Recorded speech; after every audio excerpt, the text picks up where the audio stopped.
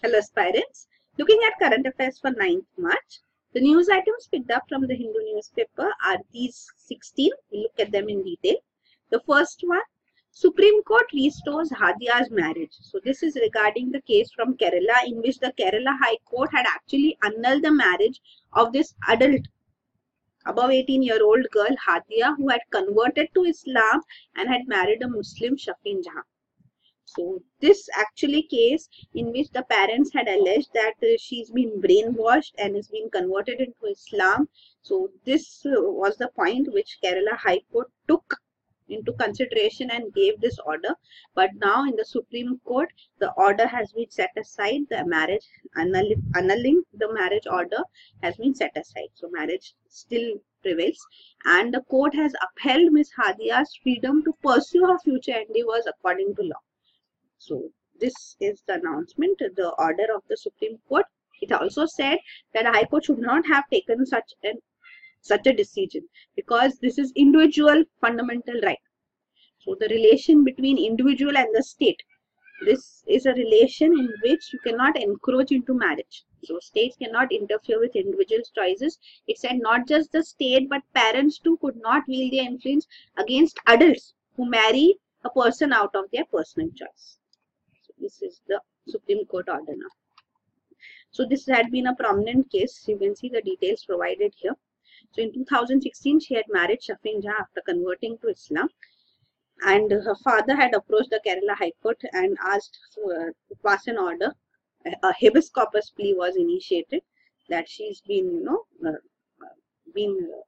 put under detention or put under. She had even argued in the High Court. Hadiya said that she had converted to Islam of her own free will and also had married out of her choice. But then the parents had argued that she's been brainwashed and been converted to Islam, and she may be used to fight for Islam as such too. So the NIA, National Investigation Agency, was also roped in into this matter to investigate whether there's a pattern in such convergence, but then it did not find any terror angle as such too. And now finally the Supreme Court order comes in which the Kerala High Court order has been stayed and the nullification of marriage has been reversed. Then next is Dawood's aide extradited by UAE. So this is regarding Yasin Mansoor Mohammad Farooq, also known as Farooq Takla, who was a key aide of Dawood Ibrahim, the gangster who is wanted in the 1993 Mumbai blast case, Mumbai bomb blast case, in which around 250 people had died. So Mr. Farooq Takla, he was in UAE, and the CBI had requested, India had requested UAE authorities to extradite Farooq. And on August 22, 2007, this request had reached UAE, and finally the UAE has complied, and Farooq Takla, when he came to India, on his arrival at Delhi airport, CBI has arrested him. So this is regarding the Mumbai blasts of 1993, in which around a series of explosions took place at 12 prime locations, including Air India building, Bombay Stock Exchange as such. Around 257 people died in this blast, 713 were injured, and the prime accused who are still absconding are Dawood Ibrahim, Tiger Memon and Muhammad Bosa. There have been many who have been arrested. We saw Farooq Takla, he has been presently extradited. So he's the one. Also another extradition was of Abu Salem. So he has also been extradited. So number of death sentences have been awarded. Even Yaqub Memon and his brother Tiger Memon, that sentence has been awarded to them too. So this is there. Then next is court gives clearance for Saeed's party. So this is regarding Hafiz Saeed. So Hafiz Saeed is the founder of Jamaat-ud Dawa. So this is a banned organization, and this organization wants to have its political wing registered. So it had asked for registration of Milli Muslim League, which will be the political wing of this banned organization, which is considered a terrorist organization. Mr. Hafiz Saeed has been designated as a terrorist. Even US has an award on him as such too. He is the one who is primarily accused in the Mumbai terror attacks of 2008. So here Hafiz Saeed had actually asked for a political party to be registered, But then the Election Commission of Pakistan did not accept this. So that is why he went to the High Court. The High Court in Islamabad here has actually suspended the Election Commission's decision to refuse registration, and it has asked it to be looked into. So government had actually opposed this registration. So it had told the Election Commission in Pakistan that it would not give security clearance to the party. So Hafiz Saeed is arguing in the court that this decision has been taken by the Election Commission of Pakistan and the government of Pakistan because of pressure from US and India. And the High Court has now suspended this decision of Election Commission. So here you can see the details are also provided. So UN has declared Jamaat-ud-Dawa a terrorist organization in 2008. He's wanted terrorist as such too. US has a $10 million award on Hafiz Saeed's head, because he's the one who is accused in Mumbai terror attacks of 2008, in which many foreigners also lost their lives, including US citizens. So this is a detail regarding him. He is also, Jamaat-ud-Dawa is also considered as a cover organization for LET, Lashkar-e-Toiba, which operates from Pakistan and supports terrorist activities. So this is he has been detained quite often too, but finally he has come scot-free. So this is there. Then next is Karnataka government unveils state flag. So this is regarding Nadadhwaj. So this is the state flag of Karnataka, which Karnataka wants to be recognized, but then it does not have a power to have its own flag announced. This can be done only by the central government. So if it is approved by the central government, Karnataka will have this as its official state flag. And it will also become the second state in the country to have its own state flag. Presently, the only state which has its own state flag is Jammu and Kashmir. So here you can see the state flag which has been proposed as such too. So this is the flag with three colors, red, white, yellow, and the Karnataka state emblem at the center.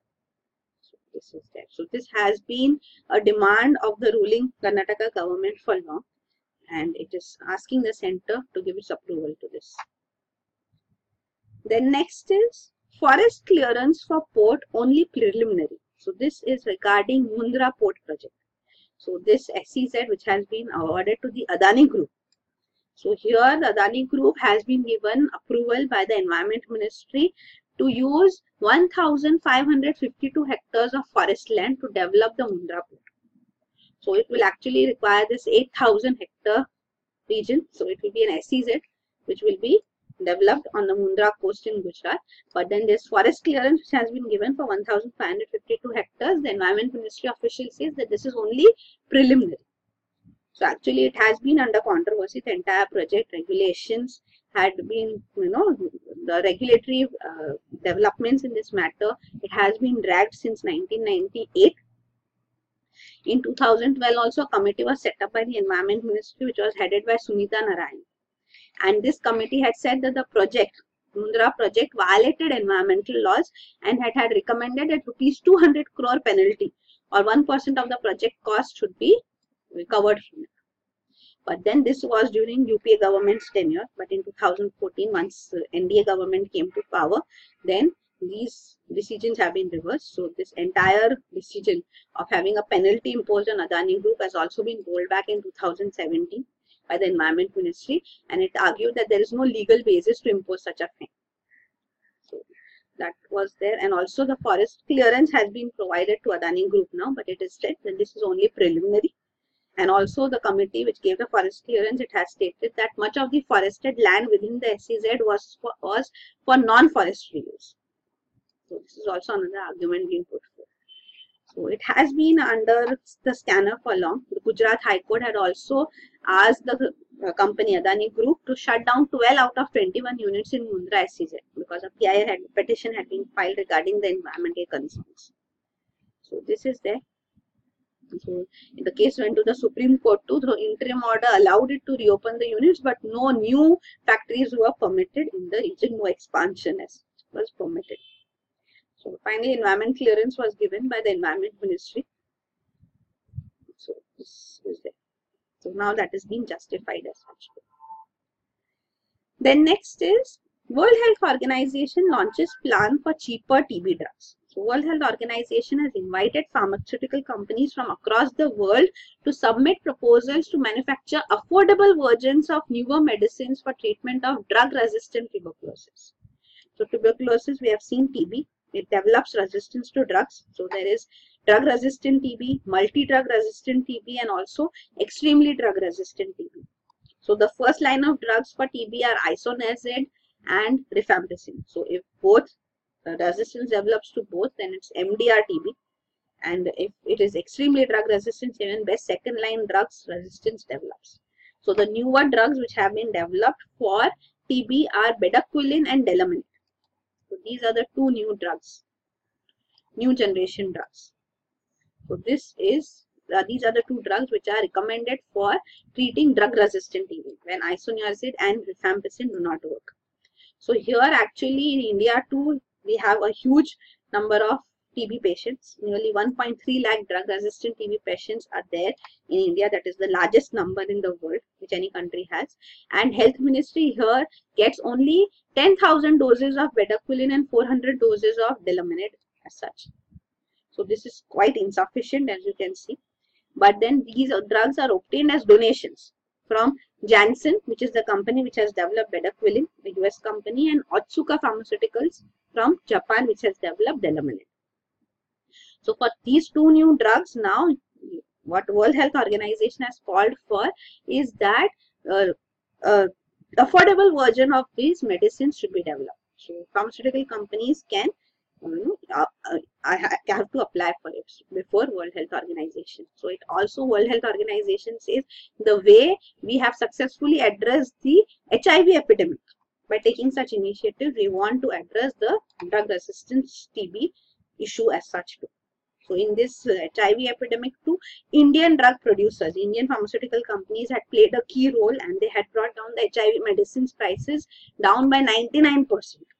So earlier it was $15,000 per patient per year, which had to be spent, which came to less than $1 a day. So this is there in the HIV. Cipla, the company from India, came up with an AIDS cocktail, which was a very effective treatment for AIDS. So here similarly now it is said that for the TB also, for these two drugs, bedaquiline and delamanid, the pharmaceutical companies can have affordable versions developed. Competition would bring the prices down is what is expected. So here also it is said that Cipla was also able to develop these cheaper versions for AIDS, also AIDS drugs as such too, because at that time Indian Patents Act did not provide for product patent. There was only process patent. The process is patented, the final product is not in pharmaceutical products. But then India has become completely TRIPS compliant in 2005, and now it provides for product-based patents as such too. So this is regarding Indian patent laws too, which apply to pharmaceutical companies here. And this is regarding the World Health Organization decision, which has been interpreted by the International AIDS Agency Medicine Sans Frontiers as World Health Organization's backing for generic drugs. So it has been welcomed. This is that. So these are the two new drugs detailed too, bedaquiline and delamanid. So they have been validated by World Health Organization in 2012 and 13. But the prices are quite high, and new drugs are available to only 2% of patients who need them. So to make them affordable and available to all, this step has been taken by you. Then next is female feticide a shame, Modi. So Prime Minister Narendra Modi on International Women's Day inaugurated the expanded Beti Bachao Beti Padhao program. So earlier it was available in 161 districts of the country, so it has been expanded to 640 districts now. So this is the government's social campaign to create awareness and improve efficiency of welfare schemes for girls. And then another scheme was launched, which is National Nutrition Mission, to improve the nutritional level of women and children. So the low birth weight issue can be reduced by 2% each year. So this is regarding the Beti Bachao Beti Padhao program too, which was launched in 2015 and now been expanded.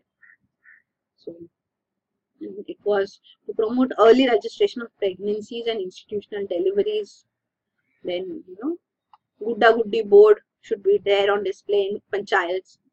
So how many boys and girls are born every month is put in on that.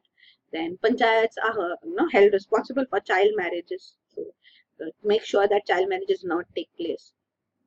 So such were the initiatives taken under Beti Bachao Beti Padhao. Another scheme launched at the same time was Sukanya Samriddhi account. So account opened in girl child's name as such. So this was there. And another scheme which has presently been launched is National Nutrition Mission. So for a 3-year period, budgeting would be provided for it, commencing from 2017-18. So you can see 60-40 would be the budgetary share between center and states in general, and for the special category states it is 90-10. And for union territories without legislature, 100% funding comes from the center. So it would benefit initially 315 districts, then further 235 districts as such, and remaining districts would be covered in 2019-20. So the target of National Nutrition Mission is to reduce stunting. Presently it is 38.4%. So stunting seen in India. So according to National Family Health Survey, so this should be reduced to 25% by 2020. Reduce stunting, undernutrition, anemia, and low birth rate. That is the target of the National Nutrition Mission. Then next is US vows flexibility to real friends in tariff row. So we have seen US President Donald Trump has made his intention clear that he wants to impose 25% import duty on steel and 10% duty on aluminium imports. So here we have already seen that the top countries from which US imports steel as such are Canada, EU, South Korea, Mexico. So China is the main country which it wishes to target, but China's share in imports in US is quite low. So now US President has made clear that he would be showing flexibility to real friends. So here it is expected that temporary relief would be provided to Canada and Mexico as such. So initially for 30 days, that can be extended further to, because even the trade agreement amongst these nations, North American nations, North American Free Trade Agreement treaty. So this NAFTA is also being renegotiated now, because what US President Donald Trump demands from this is freer trade and fairer trade. So it should not be just free but also fair is what he demands.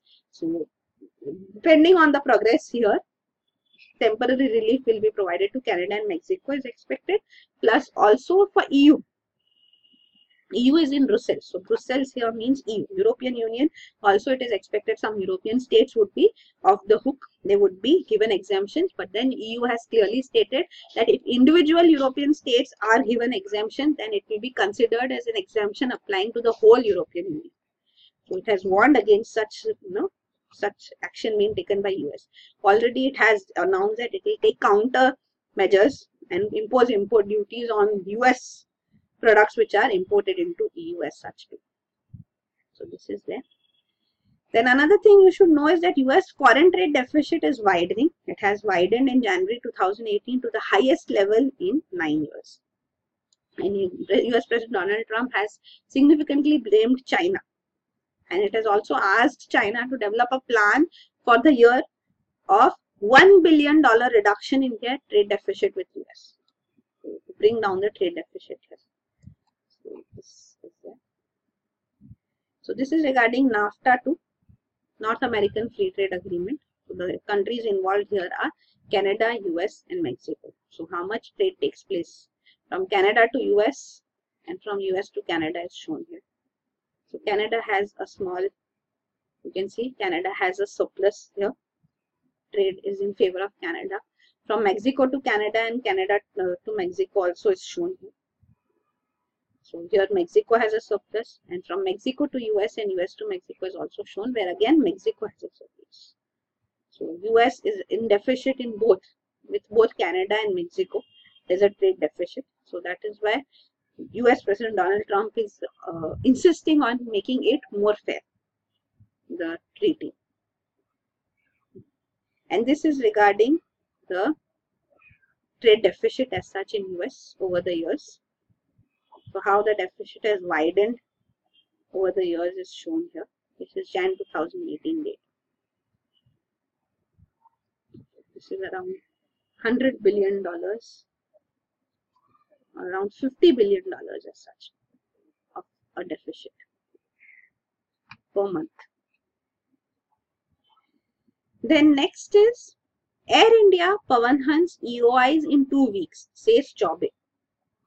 So Civil Aviation Secretary has said that the Civil Aviation Ministry is going to come up in a few weeks with expression of interest for finding buyers for Air India and its subsidiaries as well as for Pawan Hans.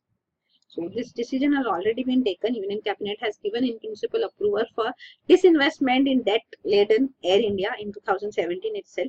Even foreign airlines would be permitted to invest up to 49% under prior approval route under certain conditions.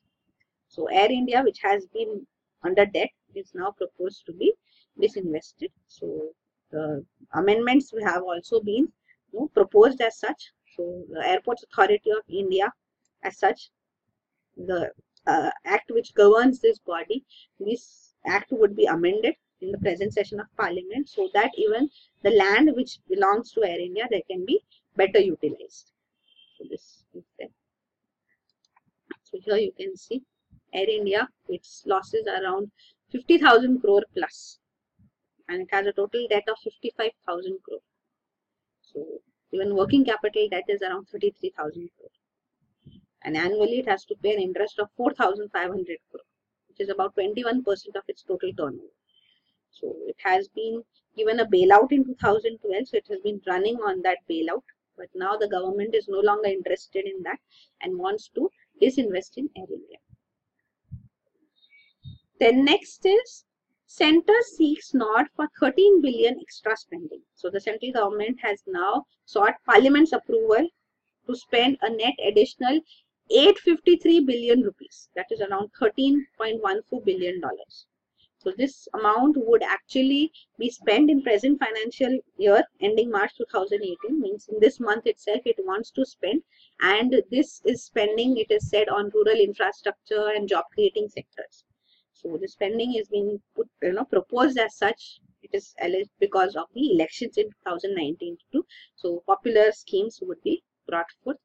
But then it is said that the fiscal deficit target would not be affected because already the fiscal deficit target has been raised from 3.2% to 3.5%. So this is there. And you can see the $627 billion are proposed to be used for compensation to state governments under GST.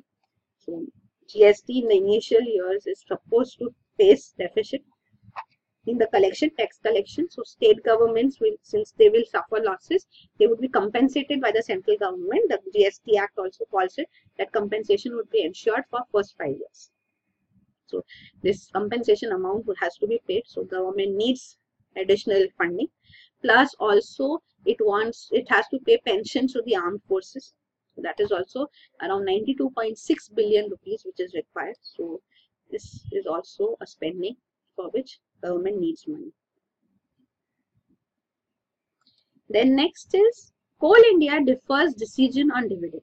So Coal India Limited, which is the PSU, public sector undertaking in India, and it was having a monopoly. It is presently also monopoly, producing more than 80% of India's coal.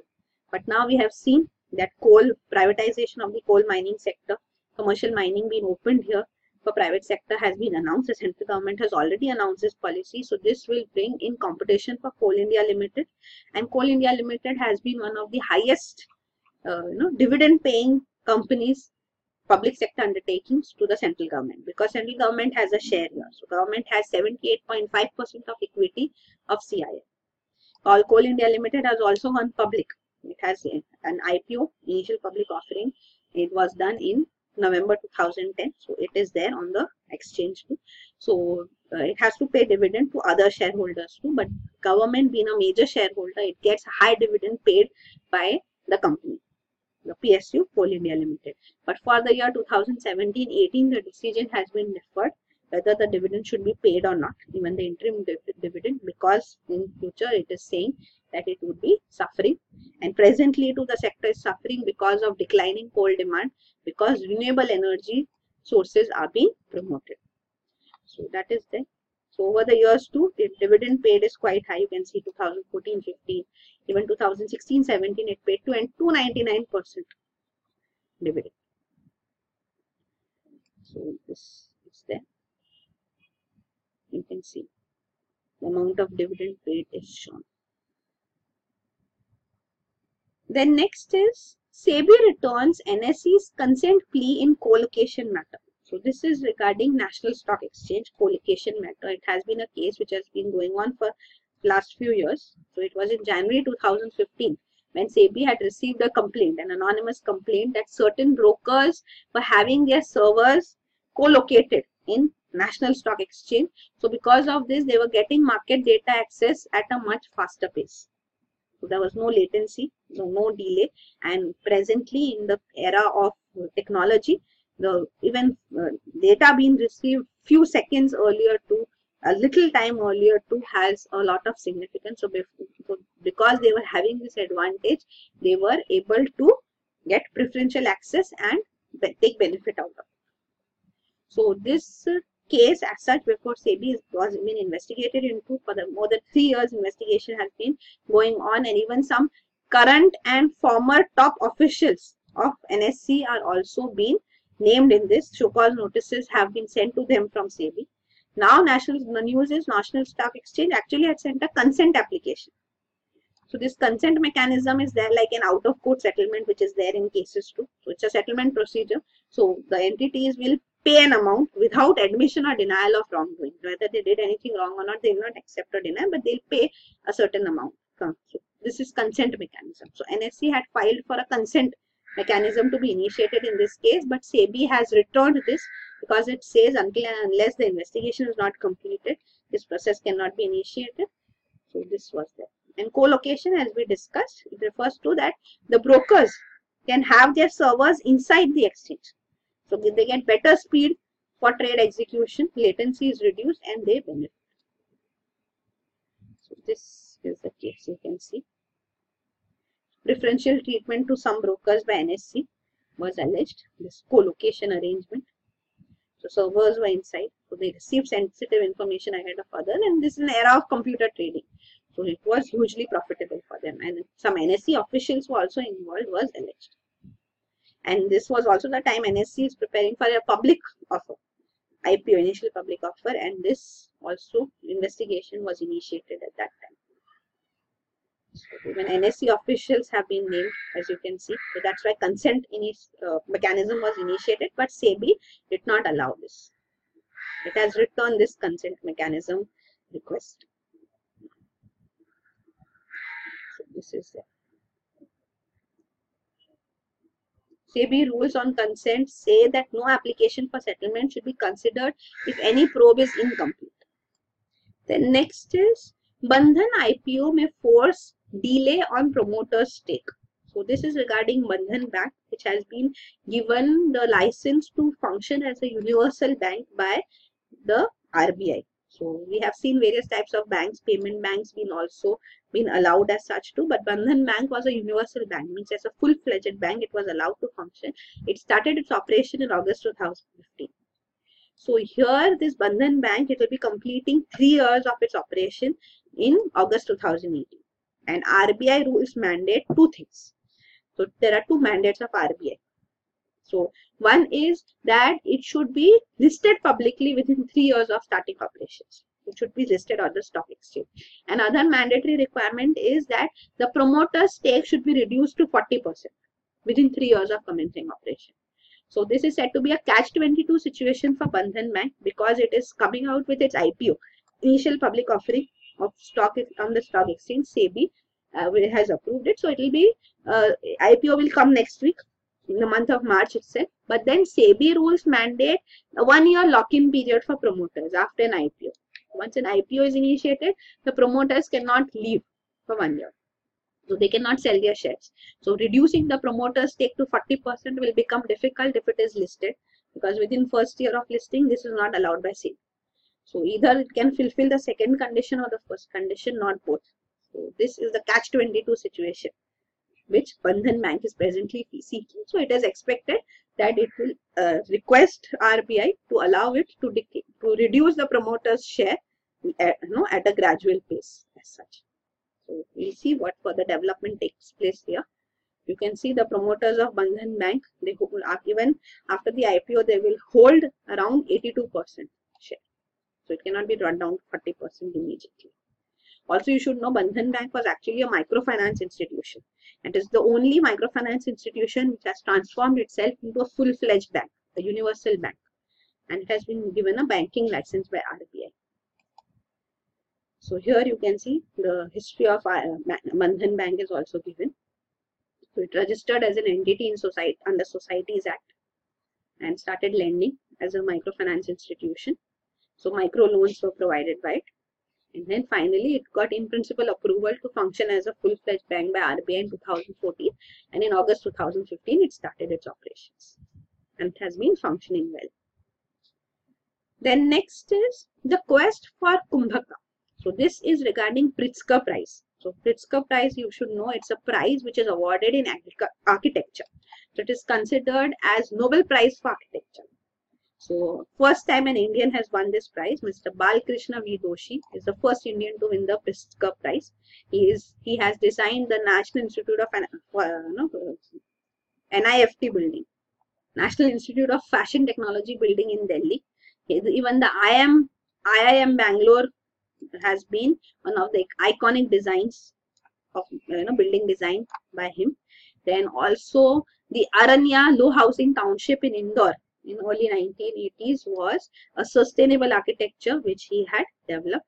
And even Ahmedabad Gufa, which is a museum displaying M.F. Hussein's work in Ahmedabad, here in IIM Ahmedabad's campus. So these are his prominent architectural designs, and he is the first Indian to win the Nobel Prize, so-called Nobel Prize for Architecture, Pritzker Prize. So this Pritzker Prize is sponsored by Hayat Foundation. So this is there. Then next is China plans Panda Park that will dwarf Yellowstone. So Yellowstone National Park in USA is considered one of the largest national parks as such. It is first US national park established in 1872. It has an area of 8,893 square kilometers. But now China proposes to have a national park for giant panda. So this giant panda national park would have an area of 27,134 square kilometer in the mountainous southwestern China region. So this will be 3 times the size of Yellowstone National Park. So this will encourage breeding amongst the existing wild population of giant pandas, which are considered slow reproducing animals. So this is there.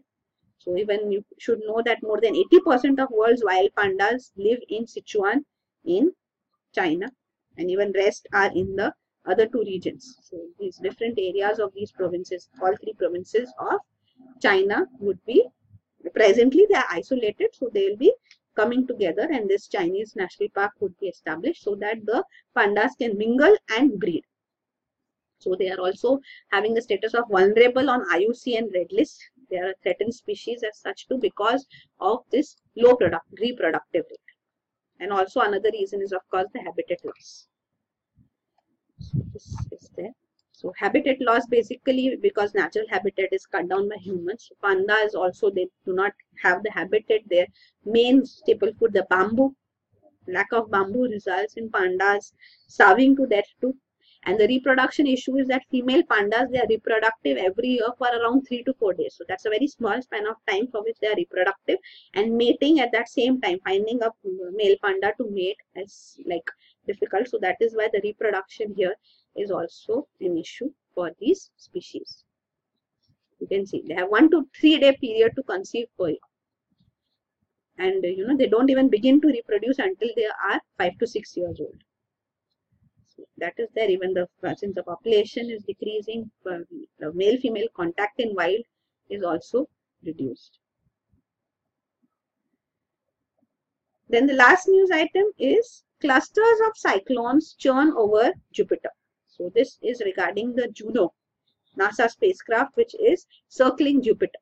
So here the data which has the observations by Juno as such has resulted in new discoveries by research teams, and they have found geometric clusters of cyclones as such in Jupiter's poles, the North Pole and the South Pole. So Juno, which has been launched in 2011, has been orbiting Jupiter since 2016, and it is peering beneath the thick ammonia cloud, the atmosphere around Jupiter, to look into on its surface. and it has found this constellation of 9 cyclones over Jupiter's north pole and 6 cyclones over the south pole. So these are massive storms that haven't changed their position since the observations began. So this is there. So this is one information which has come forth. Plus also you should know Juno is only the second spacecraft which has been sent to orbit Jupiter. The first one sent was Galileo, which was there from 1995 to 2003. Also there is this great red spot, a giant storm, which is there on Jupiter, which is famously known as the great red spot. So even the depth of this great red spot would be determined with the help of observations from Juno. So this is there. So Jupiter, which is the largest planet in the solar system as such. So this is Juno. You can see it was launched in 2011 and has been orbiting Jupiter since 2015. So here you see the details regarding Juno, and these are the storms which have presently been observed. So these are geometric storms. You can see 9 storms on the North Pole, a central cyclone, and then 8 cyclones encircling it. And this is regarding the great red spot on Jupiter too. This is its size in 1890, but in 2015 you can see its size is reduced. And even this storm's size is equal to 1.2 Earths. Means it's 1.2 the size of the Earth. So these are the news items. Thank you.